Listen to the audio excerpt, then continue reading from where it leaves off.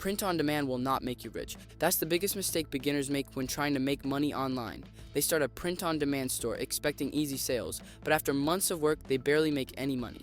If you've thought about selling t-shirts or custom designs, you need to hear this before wasting your time.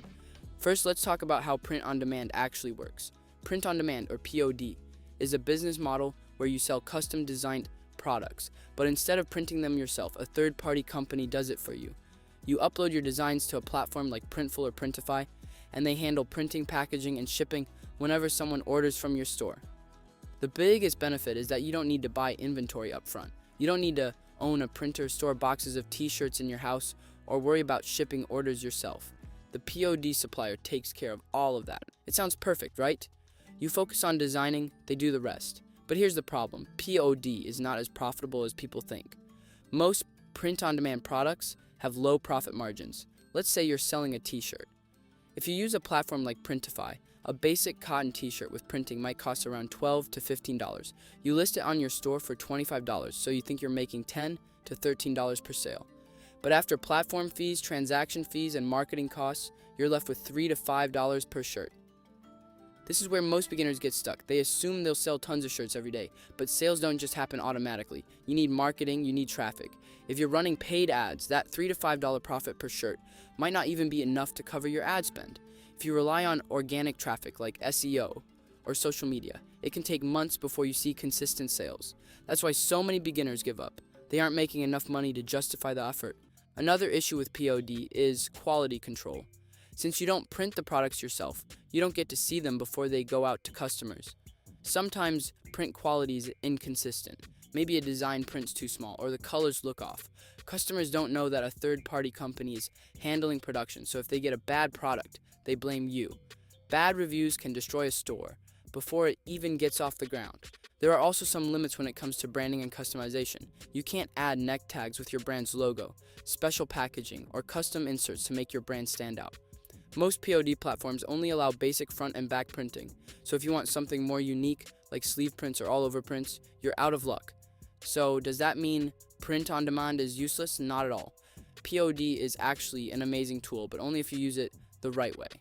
The key is to stop thinking of POD as your main business and instead use it as a stepping stone. Here's how to do it properly. The first step is using POD for product testing. The biggest advantage of print on demand is that you can launch products with zero upfront costs. Instead of investing thousands of dollars into equipment or inventory, you can test different designs and see what people actually want to buy. This is extremely valuable because the number one mistake new business owners make is assuming they know what will sell. The reality is, you don't know what works until you test it. POD allows you to do that without risk. Let's say you have 10 different t-shirt designs. Instead of printing them yourself, you can use a print-on-demand platform like Printify and list the t-shirts on platforms like Etsy or your own website. If you want to keep as much of the profits as possible, I recommend creating your own online store using a tool like Shopify, which you can easily connect to Printify. Drive traffic to your website, and when people make a purchase, Printify will handle the printing and shipping for you. You can start a Shopify store for free using the link in the description. And when you're testing your designs, you'll notice that maybe one design sells way more than the others. That's your winning product. Now, instead of continuing to sell it through POD with low margins, you take the next step and start printing it yourself. This is where the real money's made. Once you know which designs are proven sellers, you can invest in your own equipment. Instead of paying a third-party supplier to print your shirts, you do it yourself and keep almost all the profit.